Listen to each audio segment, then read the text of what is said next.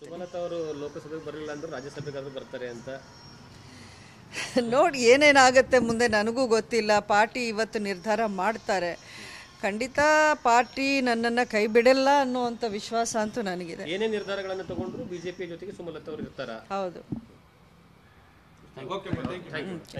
ಅದು ನಾನು ಮನವರಿಕೆ ಮಾಡ್ಕೊಂಡಿದ್ದೆ.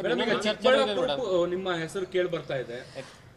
ಮೀಡಿಯಲ್ಲಿ ಸಾಕಷ್ಟು ಊಹಾಪೋಗಿ ಯಾವ ಕ್ಷೇತ್ರ ಖಾಲಿ ಇದ್ದರೆ ಅದಕ್ಕೆ ನನ್ನ ಹೆಸರನ್ನು ಜೋಡಿಸೋ ಒಂದು ಇದನ್ನು ನೋಡ್ತಾ ಇದ್ದೀನಿ, ಟ್ರೆಂಡ್ನ. ಇದರಲ್ಲಿ ಯಾವುದೇ ಸತ್ಯ ಇಲ್ಲ. ಸುಮಲತಾ ಅವರು ಲೋಕಸಭೆಗೆ ಬರಲಿಲ್ಲ ಅಂದ್ರೆ ರಾಜ್ಯಸಭೆಗಾದ್ರೂ ಬರ್ತಾರೆ ಅಂತ ನೋಡಿ ಏನೇನಾಗುತ್ತೆ ಮುಂದೆ ನನಗೂ ಗೊತ್ತಿಲ್ಲ. ಪಾರ್ಟಿ ಇವತ್ತು ನಿರ್ಧಾರ ಮಾಡ್ತಾರೆ.